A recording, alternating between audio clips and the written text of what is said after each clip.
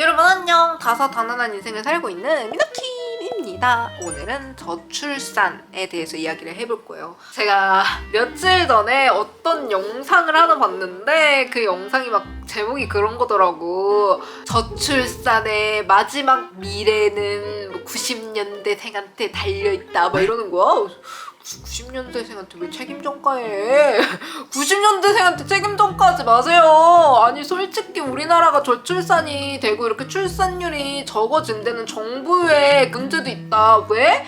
베이비 부머 세대잖아. 베이비 부머 세대에서 인구수 많아졌다고 힘들다고 그래가지고 둘만 낳아 잘 살자. 한 명만 낳아 잘 키우자. 이거 만든 사람 누구야? 이거 정책 만들어가지고는 출산율을 정부에서 감소를 시키는데 이렇게 장려를 했잖아. 그러면은 당연히 이 베이비 부머 세대에서부터 출산율이 떨어질 수밖에 없어. 그러니까 지금 출산율이 계속해서 하락해 왔던 시대야. 근데 이제 갑자기 90년대생한테 애 많이 나오라고 갑자기 이래버리면 어떡하노?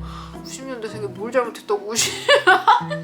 90년대생은 잘못이 없다. 90년대생한테 괜한 죄책감을 심어주지 마라 라는 그런 생각이 들었었다라고 생각을 하지만 어쨌든 내가 너무 멀리 갔다. 다시 돌아와서 본질적으로 얘기를 해보자면요. 출산이라는 게 사실 저출산이라는 거는 어쩔 수 없이 지금은 저출산 기간일 수밖에 없다라고 저는 생각을 하거든요. 그 이유가 뭐냐면 우리는 부모님 세대를 보면서 자랐잖아요. 이 부모님 세대들을 보면은 엄마는 집에서 일만 하고 아빠는 밖에서 돈만 벌었어요. 그래서 항상 이 사람들이 우리에게 애환을 토로해. 아빠는 나는 밖에서 나가서 일을 하는데 가족은 자기를 거들떠보지도 않고 가족은 가족끼리 잘 논다. 나는 인간의 ATM기다. 막 이러면서 애환을 토로하고 엄마는 나는 내 꿈도 포기하고 내 젊은 내 청춘을 포기해서 너를 키웠는데 니도 니 같은 자식 새끼 한번 낳아서 키워봐라 막 이런 이야기를 한단 말이에요. 와, 이 부모 세대에게 우리는 되게 아이를 키우는 거, 가정을 이루는 거는 굉장히 힘들고 고된 거다. 약간 어느 정도 그런 생각을 하면서 자라게 되잖아. 근데 이제 막 내가 형제자매가 있었다고 쳐봐. 그러면은 언니가 결혼을 했어. 언니가 결혼을 했는데 언니는 이제 부모 세대를 보면서 그런 생각을 하는 거지. 여자도 밖에서 일을 해야 된다. 왜? 엄마가 그런 얘기 항상 있거든. 여자도 경제적인 능력이 있어야 된다. 여자도 경제적인 능력이 있어야지 안 굽히고 독립적으로 살아갈 수도 있다. 혹시 이혼을 하더라도 너의 미래를 준비할 수 있다. 이런 것들을 많이 들은 거지. 그래갖고 언니는 결혼을 하더라도 집안일을 하지 않고 회사 일을 하기 시작을 해요. 그럼 언니는 회사 일을 하잖아? 그러면 이제 부딪힐 수밖에 없어. 왜? 옛날 사상이랑 다르거든. 어디 여자가 밖에 나가갖고 일을 하느라고 애도 못 챙기고 살림도 못하고 너 일 그만둬라 이런 소리를 들을 수밖에 없어. 그러면은 이제 이 언니가 이제 막 글쎄 막 시댁에서 막 이랬다니까 하면서 이제 나 같은 이 동생과 엄마한테 막 애환을 토로하잖아? 그러면은 이제 우리 세대야. 우리는 보면서 무슨 생각을 하냐. 결혼도 안 해야지. 애도 안 낳아야지. 이런 생각을 할 수밖에 없단 말이야. 자연적으로 그런 생각을 할 수밖에 없다고요. 딱 자기가 봤을 때는 그냥 각자 살아서 각자 인생을 살아가는 게 가장 좋은 것 같아. 가장 베스트인 것 같아. 그래서 비혼주의자가 됩니다. 대부분 이런 루트를 타가지고 출산율이 저조하게 됐어. 결혼하는 인구들 굉장히 많이 줄어들게 되는 거지. 근데 이 상태에서 사실 이 상태에서도 결혼하는 커플들은 계속 생성이 되고 있잖아요. 물론 옛날보다는 훨씬 적지만. 근데 이 사람들을 이제 살펴보자고요. 지금 요즘 결혼하는 사람들은 어떤 사상을 가지고 있냐고요? 옛날이랑 정말 달라요. 정말 다르게 남성도 당연히 집안일을 해야 된다고 생각하고 남성도 당연히 육아를 해야 된다고 생각을 해. 우리는 공동 육아라고 생각을 하지 남자가 여자를 도와준다라고 생각을 하지 않아. 이 부분에서 결혼하는 사람들과 결혼하지 않는 사람들의 개념 차이가 나뉘기 시작해요. 옛날 그 사상을 그대로 가지고 그 가치관을 그대로 가지고 있는 사람들은 결혼을 못해. 그러다가 이제 결혼하는 사람들 보면은 남자가 진짜 막 애 막 이렇게 막 기저귀 갈아주고 분유 먹이고 다 해. 애 다 돌보고 막 유치원 데려가지고 놀아주고 막 이걸 다 해. 그리고 아내도 밖에 나가서 일하고 들어와가지고 애 보고 이걸 다 같이 한단 말이에요. 같이.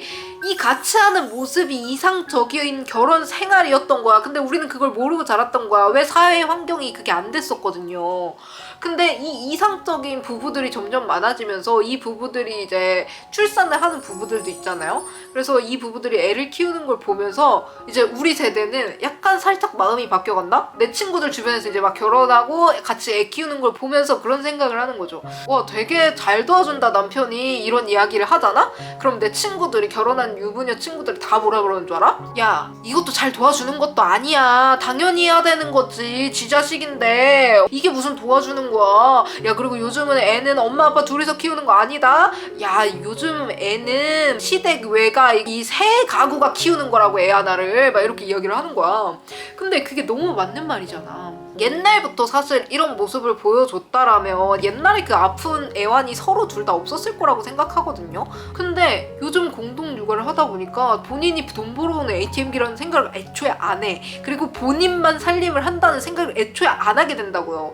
이런 공동 육아를 하는 그 이상적인 가정을 보면서 정말 많은 나 같은 이 비혼주의였던 사람들도 되게 행복해 보여. 그들이 굉장히 행복해 보이고 그들이 굉장히 이상적으로 잘 살고 있다라는 생각을 해. 그런 사람들을 보면서 나도 혹시 결혼을 할 수 있지 않을까라는 생각을 하게 됩니다. 그래서 결론적으로 보면은 우리는 굉장히 이렇게 출산율이 굉장히 떨어지는 이런 장려되는 그런 사회를 살면서 계속 출산율은 떨어질 수밖에 없었어. 이건 너무 당연한 일이었어. 근데 요즘 결혼하는 사람들 보면은 굉장히 다른 문화를 살아가. 그런 사람들을 보면서 결혼을 꿈꾸는 사람들도 하나씩 늘고 있어요. 그렇기 때문에 나는 사실 출산율이 다시 자연적으로 높아질 거라고 보는 사람이거든요. 이 아이를 키울 수 있는 환경적인 정책을 오히려 더 개선을 해줘야지 출산율은 더 빠르게 올라갈 거라고 생각을 해요. 출산율은 자연스럽게 다시 올라갈 거인데 출산율이 다시 자연스럽게 올라가는 걸 좀 더 빠르게 하고 싶으면 정부에서 이 아이를 키우는 환경에 투자하라는 뜻이야.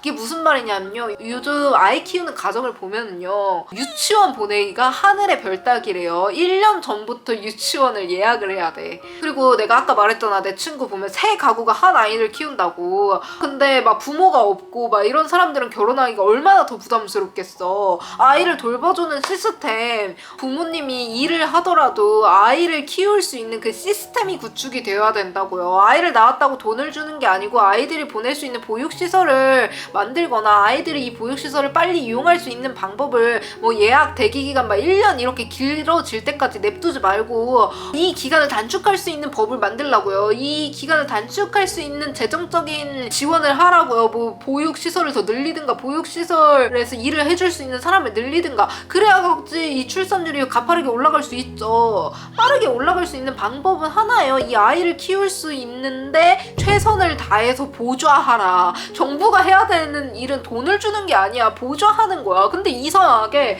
진짜 이해가 안 되는 것 중 하나가 정부가 코로나 시대 이후로 지원금 주는 거에 꽂혔나 봐. 그래가지고 지원금 뭐만 하면은 출산 장려금 돈이면 다 된다고 생각해. 근데 돈이면 다 되는 세상은 이제 지났어요. 돈이면 다 된다라고 생각을 하진 않아. 막상 진짜 내가 결혼을 해서도 아이를 키우면서도 내 커리어를 유지할 수 있고 함께 공동 육아를 할 수 있고 내가 일을 하는 동안 아이 걱정을 하지 않을 수 있는 그 환경이 조성이 되어야지 애를 낳을 거란 말이에요. 지금의 환경에서는 내가 과연 애를 낳았을 때 잘 키울 거라는 자신이 없어요. 애가요 거저 자라는 게 아니잖아요. 애 키우는 거 진짜 힘들다고요. 그거를 조금 보좌할 수 있는 서비스가 마련되지 않는 이상 우리나라의 출산율은 가파르게 올라가지는 않을 거라고 봅니다. 다만 출산율은 어쨌든 나는 오르게 돼 있다라고 생각해. 왜냐면 내가 진짜 확고했던 비혼주의자였던 사람 중 하나였는데 생각이 바뀌더라고요. 약간 나이가 들면은 인간이 본질적인 외로움과 결혼을 해야 된다라는 생각이 점점 들고 애가 그렇게 이뻐 보이기 시작하는 것 같아. 이게 어쩔 수 없어. 주변 친구들도 보면은 비혼주의자였던 애들이 지금 내 이제 나이에서 나보다 조금 더 많은 나이에 갑자기 막 바뀌는 애들이 생겨. 그래가지고 결국 결혼을 택하는데 또 그 아이들이 결혼을 택하는 이유의 하나는 믿음이 있기 때문이에요. 지금 이렇게 결혼 생활을 하는 친구들을 보면서 나도 이렇게 살 수 있을 거다라는 믿음이 있기 때문이야. 나도 이렇게 공동 육아를 하고 공동 살림을 하고 공동 업무를 하면서 이렇게 잘 으쌰으쌰 함께 끈끈하게 살아가는 부부의 역할을 할 수 있을 거다라는 생각을 하기 때문에 결혼을 준비를 한 거야. 이런 모습을 보면서 결혼을 할 생각을 한다고. 애를 낳을 생각을 하고. 그래서 결론은 뭐다? 출산율은 어차피 오를 거다. 결혼하는 사람 사람들도 어차피 점점 많아질 거다. 다만 우리 세대에는 결혼하는 나이가 많이 올라갔다, 평균 연령이. 그래서 지금 결혼하는 쌍들이 되게 줄어들면 어쩔 수 없다. 왜 과거 정책에 따라서 출산율은 이미 떨어져 있는 상태가 계속 유지되어 있는 거고 우리 시대 애들은 결혼을 점점 늦게 하고 있단 말이에요. 그 늦게 하는 것도 반영이 돼야지. 그러면 지금 떨어지다가 어느 순간 곡선으로 올라갈 거란 말이죠. 근데 이 올라가는 타이밍이 아직은 멀었다. 그치만 올라갈 거다라고 저는 그렇게 보고 있거든요. 나는 우리 한국인이 멸종되진 않을 거라고 생각해. 약간 나는 그렇게 생각해. 자녀를 낳고 인간이 이렇게 종족 번식을 하잖아? 이것도 인간의 본질적인 욕구 중 하나라고 생각을 하거든요. 그래서 어느 순간 나이가 먹으면 지금보다 더 많이 먹어서 막 60세 이렇게 되고 70세 이렇게 되면은 아이를 낳지 않은 것에 대한 거 혹은 결혼을 하지 않은 것에 대한 후회를 정말 한 번씩 할 것 같거든요, 저는. 그렇다. 그래서 요즘 내가 저출산을 바라보는 시선은 이러해요. 여러분의 시선이 어떠한지 조금 궁금해서 오늘의 영상을 찍어 보았습니다. 여러분은 저출산 문제에 대해서 어떻게 생각을 하시나요? 정말 이렇게 가다가 한국인 인구가 멸종하고 전 세계 인구가 멸종할 거라고 생각을 하나요? 나는 그렇게 보지 않아. 나는 출산율과 결혼율은 다시 올라갈 거라고 생각해. 결혼 적정 연령이 올라가서 이제 결혼이 많이 늦어진 만큼 출산율도 그만큼 딜레이 되고 있는 거라고 생각을 해요. 그래서 이제 내가 결혼할 시즌쯤 되면은 또 다시 이제 결혼율과 출산율이 슬슬 올라올 거라고 생각을 하거든. 한 8년 정도 뒤에. 한 8년에서 10년 정도 뒤는 슬슬 올라올 거라고 생각을 해요. 다만 그때는 제발 아이를 키울 수 있는 환경이 되었으면 좋겠다라는 생각을 하면서 오늘의 영상을 찍어봤습니다. 이 영상이 좋았다면 구독 그리고 좋아요 눌러주세요. 안녕.